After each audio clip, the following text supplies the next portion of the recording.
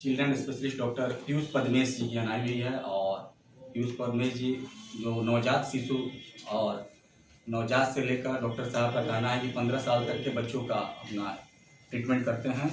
और ये भी आपको जानकारी होगी कि जब 2021 या 22 हाँ 22 में जब डॉक्टर साहब की सिवान में क्लिनिक की उद्घाटन हुआ, आप लोगों ने देखा कि कोरोना काल में जब लोग धड़ाधड़ मरने लगे दूसरी लहर में, दूसरी पीक में, तो उस समय हम लोग के देश के जो माननीय प्रधानमंत्री नरेंद्र मोदी जी ने आग्रह किया कि जितने भी चाइल्ड स्पेशलिस्ट हॉस्पिटल्स हैं वहाँ नीकू और पीकू वार्ड बनाया जाए, NICU PICU।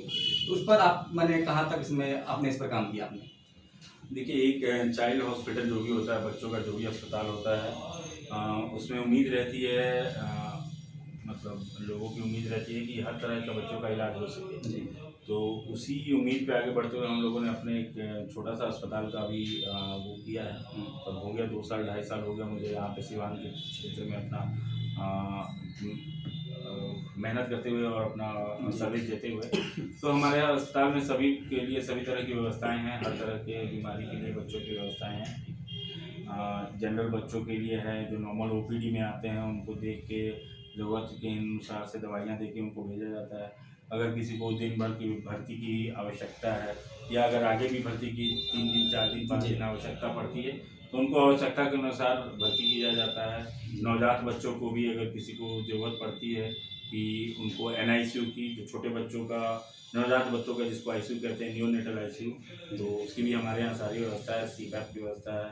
पीलिया की बीमारी बहुत खास अमूमन बच्चों को भी रहती है, जॉन्डिस जिसको कहती हैं, नियोनेटल हाइपरबिलिरुबिनेमिया कहते हैं हमारी भाषा में जी। तो उसमें भी फोटोथेरेपी वगैरह और CPAP की मशीन वगैरह सब लगे हुए हैं। तो सभी तरह के बीमारियों का इलाज यहाँ पे बच्चों का। चलिए, तो डॉक्टर साहब ने जो हमारा देश है और समाज है, और हम लोग बिहार में रहते हैं, क्योंकि बिहार के ही एक छोटे से जगह अनुमंडल से डॉक्टर साहब बिलोंग करते हैं, महाराजगंज।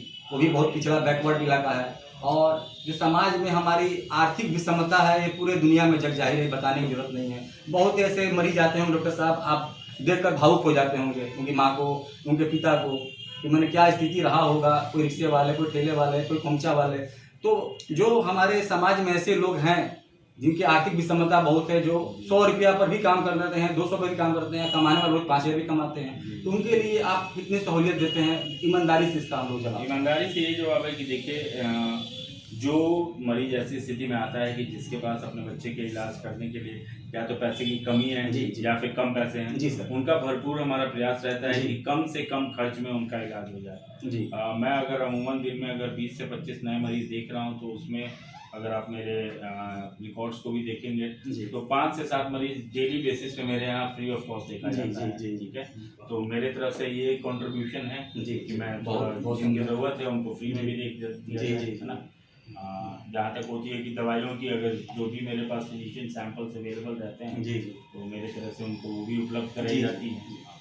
तो मेरा एक छोटा सा प्रयास है ऐसे स्थिति में और ऐसे तबके के बच्चों का भी इलाज करने के लिए। चलिए, तो बिहार कथा का जो सवाल था उस कहीं सोच से डॉक्टर साहब आगे निकले और अब उन्होंने आपसे प्रॉमिस भी बतलाया कि किस प्रकार ये 25 से 30 मरीज के बीच में 5 से 7 यानी बहुत बड़ा यानी 20% लगभग मरीज को ये मुफ्त में देख रहे हैं। दूसरा चीज़, जैसे कमज़ोर लोग आते हैं तो उस हिसाब से इनका बिहेवियर भी होता है डॉक्टर साहब का। आप देख रहे हैं कितने सरल स्वभाव के हमारे डॉक्टर साहब हैं, सबसे हंस के ही बात करते हैं। दूसरा चीज़ कि इनका कहना ये भी है कि जो इनके पास सैंपल्स दवाइयाँ होती हैं जो बच्चों को अवेलेबल में ज़रूरत चाहिए तो उसको दे भी देते हैं। सभी तरह के बीमारियों का इलाज होता है। मतलब देखिए, जैसे शिशु रोग विशेषज्ञ क्या है, जो एडल्ट में मतलब वयस्क पॉपुलेशन में जो एक नॉर्मल फिजिशियन का काम होता है वो बच्चों के केस में हम शिशु रोग विशेषज्ञ का काम होता है। तो सारी मतलब बीमारियां जो भी हैं बच्चों की उनका इलाज भरसक यहाँ भरपूर प्रयास रहता है कि किया जाए ताकि बच्चों को यहाँ से आगे जाने की ज़रूरत ना पड़े। तो सारी इलाज की सुविधा है, NICU की सुविधा है, मतलब जो नवजात शिशु बहुत सारे होते हैं जिनको की परेशानियाँ होती हैं उनके भी इलाज की यहाँ पे संपूर्ण व्यवस्था है। अच्छा डॉक्टर साहब, थोड़ा सा ये बता दें, जो बच्चे जी बहुत छोटे होते हैं, बोल नहीं पाते हैं, उन लोगों को बीमारी को पकड़ना काफी मुश्किल पड़ता है, कैसे आप लोग को मतलब ये समझ में आ जाता है? शिशु रोग विशेषज्ञ को हमें अपनी पढ़ाई में यही बताया ही जाता है और यही सिखाया जाता है कि कैसे बच्चे को एग्जामिन करके बच्चे की स्थिति को देख के विभिन्न प्रकार के जो भी इंस्ट्रूमेंट्स हैं, स्टेथोस्कोप या जो भी चीज़ें हैं उनसे बच्चों की परेशानी को पकड़ना है हमारी पढ़ाई मेन रूप से एक एडल्ट होता है जो वयस्क होता है, वो अपनी बीमारियों को आपको बता पाएगा, वो अपनी समस्याओं को बता पाएगा।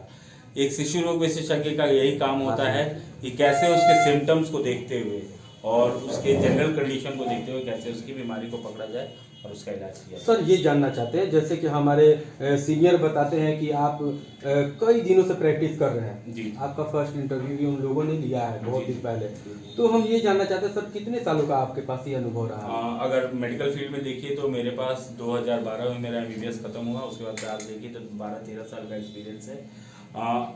एज अ चाइल्ड स्पेशलिस्ट मैं पिछले 7 साल से काम कर रहा हूँ। 7 साल से काम कर रहा हूँ, बट सिवान में मैं अभी 2 साल पहले 5 दिन की दवाई बा, 5 दिन के बाद फिर दिखाएंगे करा के।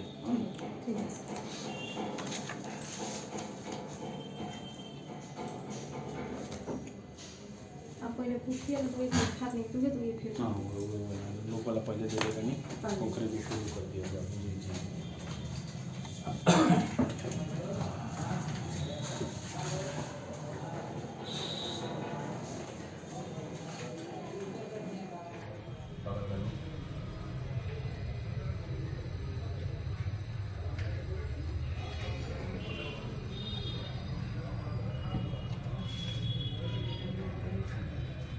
बहुत ठीक है।